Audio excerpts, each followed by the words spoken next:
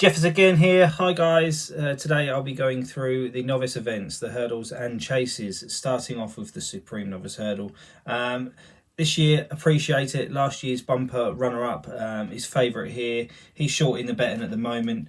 He's the right favourite by far. He could get the Irish off to the fantastic start that they deserve. He's unbeaten over hurdles, including two grade ones, accounting for fellow grade one winner Ballymore on both occasions. Both wins coming at Leopardstown on heavier ground, soft to heavy. He looks to have improved from his bumper form to hurdling, and surely he looks the one to beat. Ballymore did win the Drimmore this season.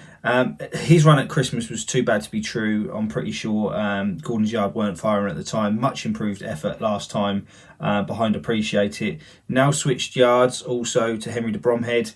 On better ground, whether he'll beat Appreciate It, I'm not sure. He'll definitely be closer. There isn't going to be much between them. Of the British contenders, Harry Frey has Metier. He was impressive in the Tolworth. The form is quite a way behind the Irish, I believe. He beat Shake 'em Up Harry that day, who's since finished, I think, 6th in the Betfair Hurdle. That for me is not strong enough here. That Betfair Hurdle winner was Soaring Glory for John Joe O'Neill. He again has to improve massively, I believe, to be anywhere near Appreciate It and Ballymore. Of others to note in here, the Devil's Coachman we've been told won't run. Drill Deal has been out this week. Joseph O'Brien has one, Kescon Risk. That could run well at a price.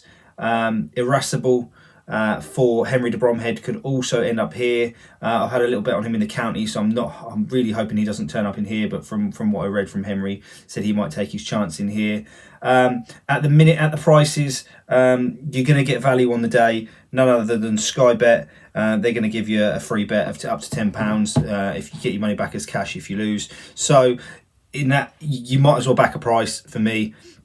Current prices, best price at the minute, Appreciate 6-4, Metier 5-1, Ballymore 13-2, Soaring Glory 7s, Blue Lord 14s, 25-1 bar the rest. I've backed Appreciate It and Ballymore both at bigger prices, so I'm pretty happy and comfortable in that position. If I was to nail one now, I'd say Appreciate It still has just enough to beat Ballymore on the day. But like I said, it's not going to be much between the two. It's a poor Supreme for me. Not going to take a huge lot of winning. There isn't going to be much between them. First and second are going to be Appreciate It and Ballymore, I'm pretty sure. At a price, Joseph O'Brien's Kescon Risk could be one to take on to back with a price. Again, I'd probably back him each way on the day for there. Moving on to the Ballymore now. The Ballymore has produced some good winners, in the past. Another one of my favourites, Faheen. Paul Nicholls has never won the Ballymore. That can be changed this year. He's got a highly regarded Brave Man's Game. He was good at Newbury in the Challow, defeating Stargate and the Glancing Queen comprehensively. He's been left fresh from that day. He has been compared to Denman. Take that with a pinch of salt. Denman did get beat in this race by Nick and all, so he looks a chaser for me. This might go to a slightly speedier type. Potential wise, he could be top of the best. Where do we go from there? I'm the big fan of Bob Ollinger. He was good at Naas. I loved him at Navan in the Lawler. He was second to Fernie Hollow in a very good maiden at Gowran, who arguably would go here as favourite if he was running for the Supreme, but he's not. There's so much to like about him. I think he's slick. His defeat to Blue Lord at the minute, for me, is probably the best form for this race. Another one fancied in the betting, Willie Mullins Gallard de Menil. He was very good in his maiden win at Christmas, although his win was questionable that day. First time out, he finished behind Holy Macapony of Henry de Bromhead's. Obviously improved for the run. Holy Macapony's looks like it's gone backwards since. Last time out, he defeated the first two in the Albert Bartlett, Statler and Fakira. He definitely showed the better turn of foot that day, so he's definitely a speedier type, but he did beat horses that potentially are going to be 3 mile horses. So again, you'd expect the speedier horse to win there. Bear Grylls for Nikki Martin is worth a mention. He's run up a sequence of 4 wins on the bounce, last time in the handicap at Exeter in January by 5 lengths. He'll definitely need to improve again to get near these other horses at the top of the betting, but he's the unknown quantity of the race and could be worth a little each way punt on the day. If I was to have to go for one right now, I've backed Bob Ollinger. I think Bob Ollinger could win this for Rachel Blackmore and Henry de Bromhead. There isn't much between the others either. I think possibly the first 2 home are going to be Bob Ollinger and Brave Man's Game.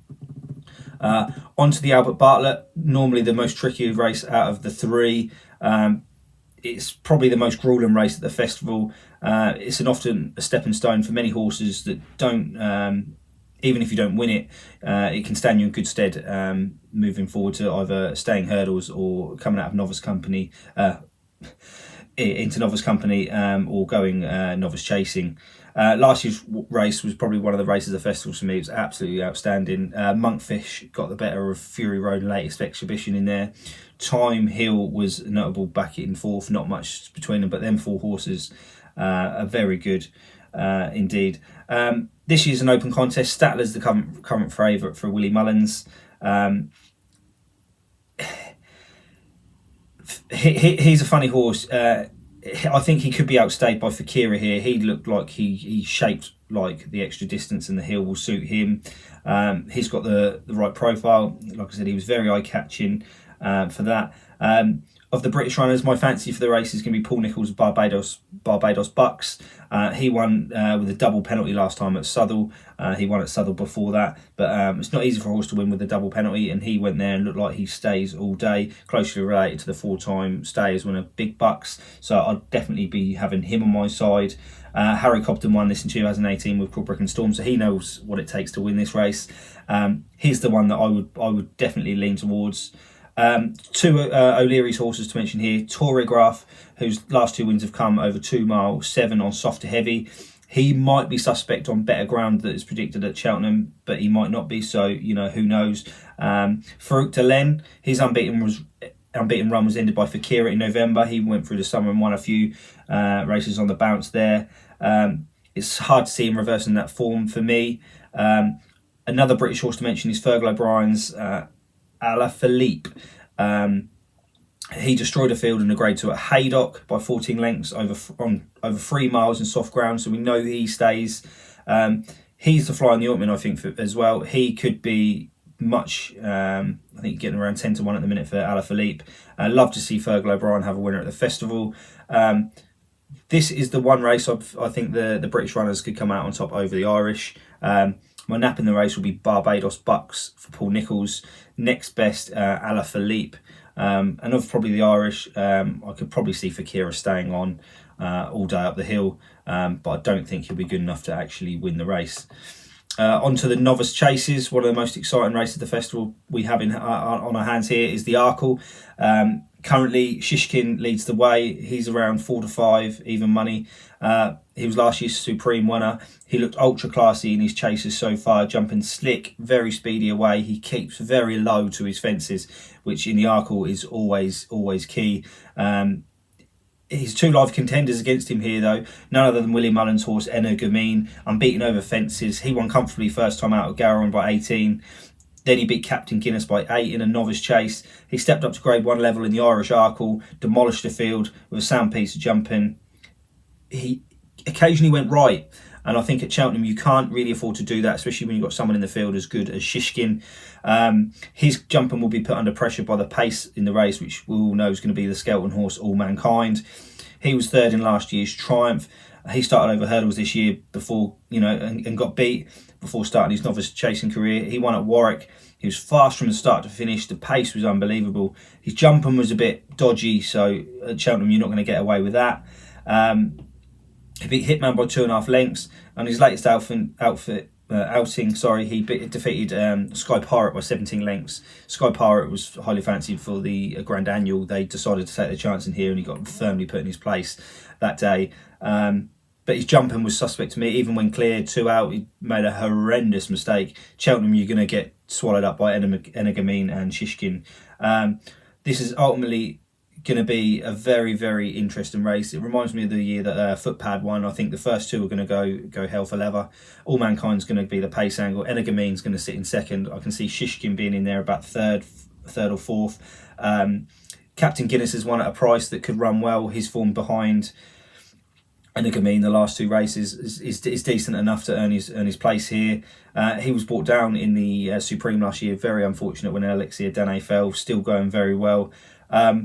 I'm a big Shishkin fan. Shishkin, for me, people are comparing him to Altior and Sprinter Sacra. I think he deserves his own name in his own right. I think he's a very different horse to them. He's a lot smaller horse. He jumps very low, very slick. And in here, I can just see him sitting off the pace and coming down to the last. I can see him taking it up from Energamine and going away to win by a few lengths. Not obviously what you'll want to hear back in a favourite, but for me, I think he's probably one of the most solid favourites of the week. And you're getting a price on him because of Energamine is in the field, which is obviously always handy. Moving on to the Brown Advisory Festival Novice Chase over 3 miles. This has been won by some proper top notchers in the past. We know Denman won it, also top of the game. Last year, Champ came from nowhere to beat Allaho and Minilla Endo after they slogged it out for the first 2 miles and 7 furlongs, pretty much everything bar the line. This year's got a much different feel about it. It's been an open race in previous years, but for me this year, straight away, there's no point trying to find an alternative to Willie Mullins' Monkfish. He won last year's Albert Bartlett in a thrilling 4-way finish, as I mentioned earlier. He's 3 from 3, defeating latest exhibition in the Flowgas last time, dropped back in trip, and ultimately his jumping was probably the best we've seen at the shorter trip. That was effortless for him. Henry de Bromhead has Eclit de Ree in here. He was impressive in his 2 chase efforts at Puncher's Time.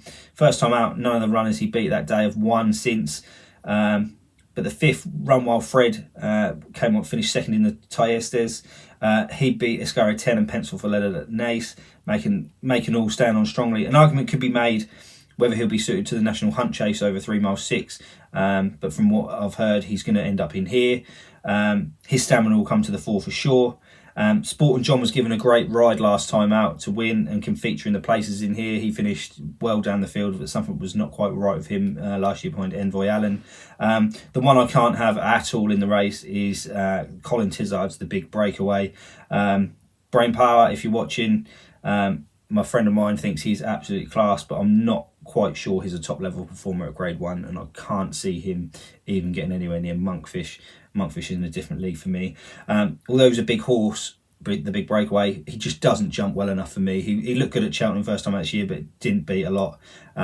He dropped back in trip at Exeter, got turned over there, and his jumping at Christmas in the Quarter Star Novice Chase was just not good enough behind Shamblu. So it can't be good enough to put it up to Monkfish at all here. So I'll draw a line completely through The Big Breakaway. The Big Breakaway, no chance.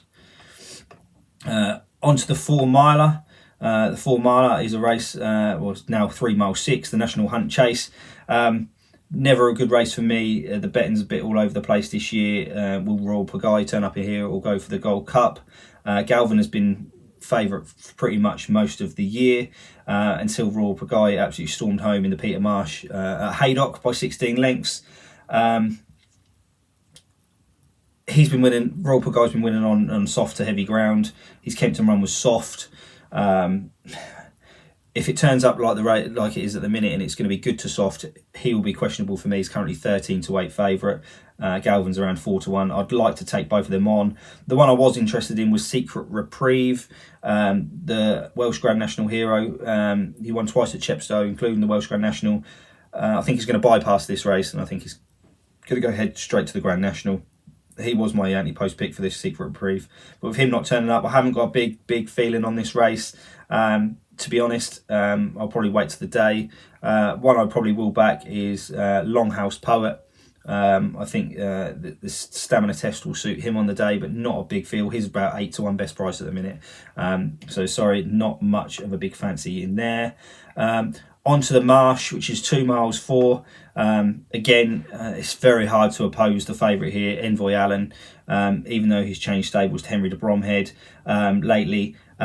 This 7-year-old, he's won at the last 2 festivals, including the champion bumper in 2019 and the Ballymore last year. His preparation might not be ideal now moving stables, but I really don't think that'll be too much of an issue. I think the work has been done with him. The horse, as we know, is very, very class. I can't see any chinks in his armour, to be honest. Again, it's not original. The Quarto Star Novice Chase winner Sham Blue is probably the pick of the British contenders by looking at the betting.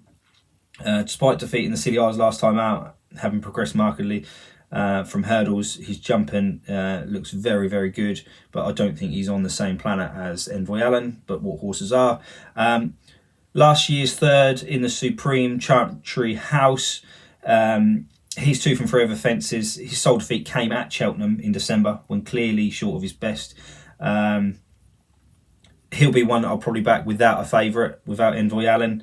I like Chantry House as a horse. I live in an area of Ipswich called Chantry, and I would probably have a soft spot for him. I think he'll be of value at the price. 2 horses that tasted victory at Cheltenham this year, Chatham Street Lad and Fusel Raffles, the former bottled up and a handicap at the international meeting.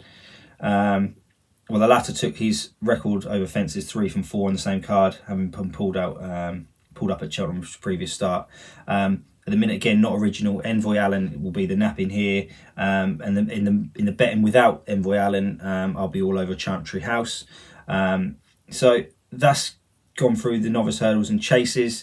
Again, if on the day, Monkfish is unbeatable for me. Envoy Allen will probably go in as well. Let's just hope Shishkin gets us all off to a good start in the Arkle. Let's get one over in the Irish. That's what I say. Until next time, thanks for listening.